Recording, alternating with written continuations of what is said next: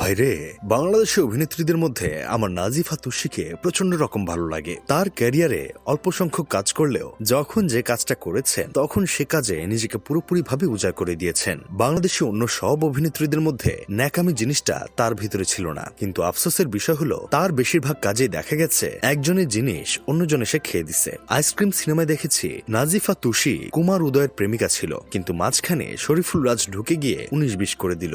নেটওয়ার্কের বাইরে দেখেছি সে শরীফুল রাজের প্রেমিকা ছিল, মাঝখানে ইয়াশ রোহান ঢুকে গিয়ে 19-20 করে ফেললো। যেটা প্রেমিকের করার কথা সেটা আর প্রেমিক বাদে বাকি সবাই করে। বেচারা প্রেমিক তখন খোলা আকাশের দিকে তাকিয়ে হিরো আলমের মতো চিৎকার করে বলে, আল্লাহ আমার উঠায় নাও। অনেকদিন পর প্রিয় অভিনেত্রীর নতুন কাজ এসেছে। সত্যি কথা বলতে কি, রোহিতের ট্রেলার দেখার পর আমি প্রথমে ভেবেছিলাম ইউটিউব বুঝি ভুল ভিডিও চালিয়ে দিছে, কারণ পর্দায় যে মেয়েটাকে দেখলাম তাকে নাজিফা তুষি বলে শনাক্ত করার মতো কোনো আলামতই চোখে পড়েনি। ঝকঝকে গ্ল্যামার, নিখুঁত মেকআপ, ক্যামেরা ফ্রেন্ডলি হাসি সবই উধাও। তার জায়গায় হাজির একেবারে ভিন্ন এক মানুষ। ময়লা দাঁত, উস্কো খুস্কো চুল, রোদে পুড়ে যাওয়া তামাটে গায়ের রং, আর এমন এক মুখভঙ্গি যেন পাশের বাড়ির জরিনা। ট্রেলার শেষে আমার মনে হয়েছে পরিচালক কামডা করলো কি, পাপা কাপুরি জেরিনকে সাধুর বউ জরিনা বানিয়ে ছেড়ে দিল। আমরা যারা সিনেমা প্রেমী আছি তারা কম বেশি সবাই অভিনেতা ক্রিশ্চিয়ান বেলকে চিনি। এই মানুষটা সিনেমার জন্য নিজের শরীর নিয়ে যা করেছেন পৃথিবীর ইতিহাসে মনে হয় না আর কেউ সেটা করেছেন। দ্য মেশিনিস্ট সিনেমার জন্য তিনি নিজেকে নামিয়ে আনেন প্রায় কঙ্কালের মতো অবস্থায়।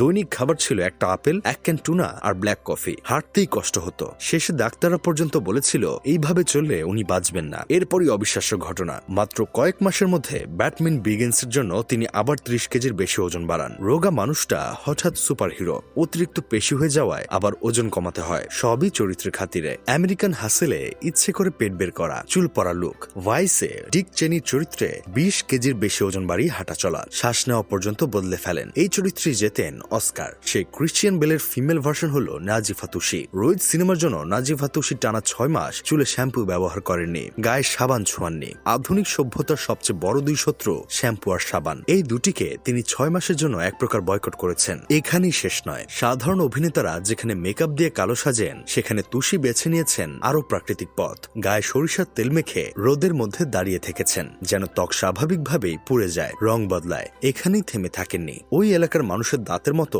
টেক্সচার আনতে তিনি খেয়েছেন পাথরের চুন, যার ফলে তার মুখ ও জিহ্বা পর্যন্ত গিয়েছিল। চরিত্রটা যদি আরেকটু এগোতো তাহলে হয়তো তুষিকে ইট বালু চিবোতে হতো। এইসব দেখে আমার বন্ধু কেরামত বলতেছে, শুধু নাজিফা তুষি না, আমাদের জায়েদ খানও সিনেমার চরিত্রের জন্য অনেক ত্যাগ স্বীকার করেন। সিনেমায় তার যেন 6 প্যাক দেখা যায়, সেজন্য উনি 6 মাস ভাত খাননি। যদিও পরে সিনেমায় তার আর 6 প্যাক দেখা যায়নি, 2 প্যাক দেখা গিয়েছিল। যাই হোক, শেষমেশ আমি গোলাম হোসেন একটা কাজের কথা কই। অনেকদিন পর বাংলা সিনেমার কোনো ট্রেলার দেখার পর সিনেমা দেখার জন্য মনটা অস্থির হয়ে আছে। সব মিলিয়ে বলা যায় হাওয়া সিনেমার গুলতির পর নাজিফা তুষি যে এবার আরো বড় এক ধামাকা নিয়ে আসছেন তার ইঙ্গিত এই ট্রেলারই স্পষ্ট। রোহিত শুধু একটি সিনেমা নয়, এটা হয়তো এক নারীর নাম হারানোর গল্প, আবার সেই নাম খুঁজে পাওয়ার লড়াইও।